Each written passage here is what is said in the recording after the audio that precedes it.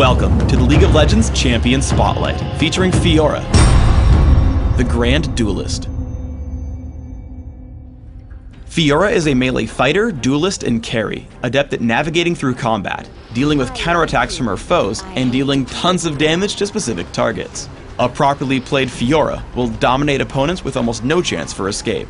Fiora's passive is Duelist. Whenever Fiora deals physical damage to an enemy, she will begin regenerating extra health for a few seconds. If she damages an enemy champion, this effect will actually stack upon itself up to a cap. Lunge causes Fiora to dash to target enemy, damaging it on arrival. Lunge can be used a second time to dash again to the same or a different enemy before going on cooldown. Lunge's primary purpose is to close the distance to enemy targets, so take 1 point early, but it doesn't need to be maxed until level 18. Riposte passively grants Fiora bonus attack damage, empowering her physical abilities and basic attacks.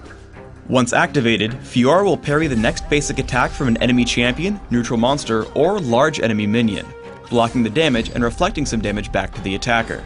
The passive damage and active blocking make Riposte a must-have at level 1 for jungling, while maxing it by level 13 gives you great fighting power. Burst of Speed grants Fiora significantly increased attack speed for a short time. While this buff is active, Lunge and basic attacks grant Fiora an additional movement speed buff that stacks up to a cap. Additionally, kills and assists lower Burst of Speed's cooldown. Due to the amazing speed bonuses, Burst of Speed is Fiora's most effective form of damage increase, so max it by level 9. Fiora's ultimate is Blade Waltz. After targeting an enemy champion, Fiora dashes around, striking all nearby enemy champions at random. She can hit the same target multiple times, but repeat attacks deal reduced damage. Additionally, she will always come back to hit her initial target with the final blow. These strikes also apply on hit effects such as Lifesteal and Black Cleaver's Armor Shred. The amazing damage growth on Blade Waltz should have you taking it whenever available, at level 6, 11, and 16. In lane, fight in small bursts until you build an advantage. Here I lunge onto Nasus and activate Riposte plus Burst of Speed. If he runs, I get free damage, and if he hits back, I win thanks to Riposte. Because I land multiple attacks, I get a lot of health back as well from Duelist. Riposte is especially useful against champions who use very obvious next hit abilities. Landing against Nasus, I wait to hit Riposte right before he hits me with Siphoning Strike. I block what would be massive damage and hit him back thanks to Riposte's counterattack. Fiora can close a lot of distance by first dashing to other nearby enemies. Here I come to gank Sion, so I lunge first onto an enemy minion and then onto his face. I hit Burst of Speed for some damage, and once the attack speed ends, Blade Waltz to pick up the kill. If you like playing champions like Nasus who use these big attacks, you'll want to bait Riposte.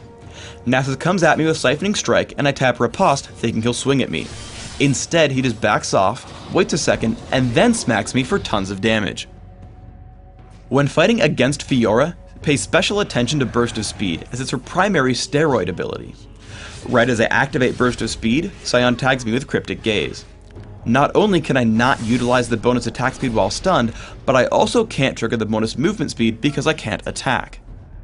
Be careful when choosing the first target for Blade Waltz. Fiora will return to strike your initial target with its final hit, and good players can use this against you. Here I make the mistake of targeting Jarvan near his turret. He flashes to his turret and hits me with Cataclysm, completely locking me in turret range until I die. Because Blade Waltz benefits from Lifesteal, you should wait to use it until you've taken some damage. As we get into a team fight, I open with Lunge and get onto Ashe with Burst of Speed and Riposte. Once I get low, I target her with Blade Waltz. It takes me out of combat so I stop taking damage, heal a lot of it back, and then continue fighting with a new, much larger health pool. For runes, your focus should be on dealing as much physical damage as possible, while also being able to survive in battles. Because of this, I recommend armor penetration marks, flat armor seals, magic resist per level glyphs, and flat attack damage quintessences. Masteries should serve the same end. Deal as much damage as possible, but make sure you can survive melee fighting. I recommend 2190 masteries, taking all the standard physical damage increases in offense, plus bonus armor and health in defense. For summoner spells, take Smite if jungling, and consider summoner spells such as Ignite, Exhaust, Ghost, and Flash. In Classic, your item goal should be to gain as much damage as possible while also picking up some lifesteal. Open with a Vampiric Scepter when jungling, or otherwise, grab Cloth Armor and 5 health potions. Take a Wriggle's Lantern and Berserker's Greaves as quickly as possible. The major items to take here are Bloodthirster, Infinity Edge, Yomu's Ghost Blade, Last Whisper, and finally a Frozen Mallet. In Dominion, you want an almost identical build. Open with Prospector's Blade, Boots of Speed, and a couple of health potions. Then, rush for Berserker's Greaves and Sanguine Blade. Add Infinity Edge, Last Whisper, and Phantom Dancer. If you need more durability, consider Frozen Mallet, Odin's Veil, or Guardian Angel. Thanks for tuning in to the Fiora Champion Spotlight. Please subscribe to the Riot Games YouTube channel above, and don't forget to thumbs us up just below the video.